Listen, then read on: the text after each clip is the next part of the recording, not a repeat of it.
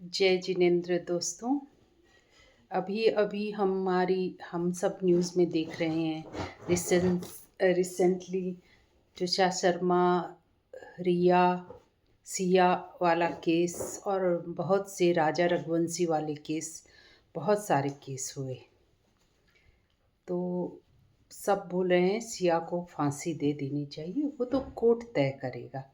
देखिए, पहले मैं स्पष्ट कर देती हूँ, मैं किसी के पक्ष और विपक्ष में नहीं हूँ। मैं सिर्फ अपने विचार रख रही हूँ। फांसी दे देने से क्या अपराध रुक जाएंगे? निर्भया केस में फांसी दी गई थी, तो क्या रेप बंद हो गए? नहीं हुए ना। उससे ज़्यादा बर्बर स्थिति कलकत्ता में हुई थी। सब और बहुत सारे हैं, बहुत सारे छोटी छोटी बच्चियों के साथ। इसके लिए सोच बदलनी होगी। जैसे अमेरिका में डाइवोर्स हो जाता है तो उसकी कोई चर्चा नहीं होती है, हैप्पीली होता है, म्यूचुअल अंडरस्टैंडिंग के साथ होता है, कोई किसी को कमेंट्स पास नहीं करता है। बट इंडिया में ऐसा नहीं है, लोग जीना मुश्किल कर देते हैं। तुषार शर्मा के केस में मरने की क्या ज़रूरत थी, घर आ जाती। तो वो जिसकी बहू थी जज साहिबा की, वो कितनी पावरफुल थी, है, वो तो आपको पता ही है। तो क्या वो जीने देती उसको? नहीं। ये तो चंद उदाहरण हैं। जो हाई प्रोफाइल है उनका बहुत ज़ोर शोर से मीडिया में है। ये आए दिन तो घटना होती ही रहती। सिया के केस की बात तो बहुत सारी घटनाएं हो गई है, लोगों का ध्यान तो उस पर नहीं गया। बेंगलोर में भी एक घटना हुई जहां उसने अपनी माँ बाप और एक भाई या बहन को भी मार दिया, एक लेडीज़ ने। तो सोच बदलने की ज़रूरत है। आज सरकार ने हमें बहुत सारे अधिकार दिए हैं महिलाओं को, कहाँ लागू होते हैं वो अधिकार?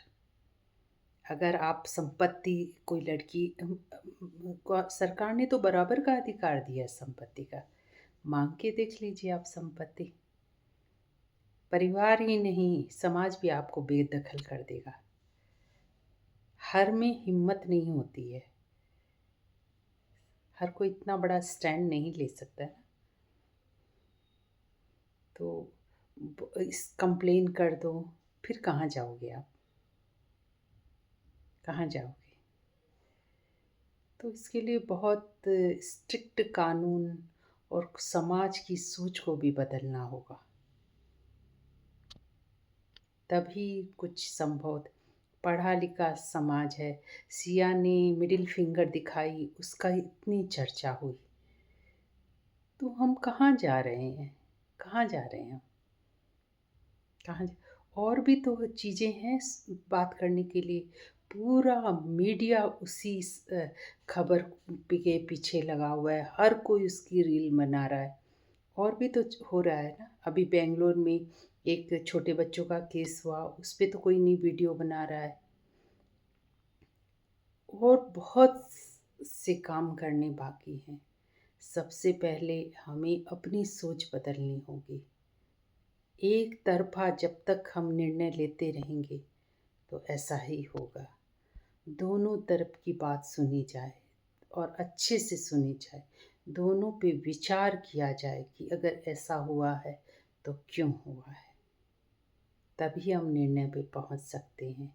सिर्फ बात करने से या हल्ला बोल करने से या लंबी लंबी मीडिया में हाँकने से कुछ नहीं बदलने वाला है, कुछ नहीं।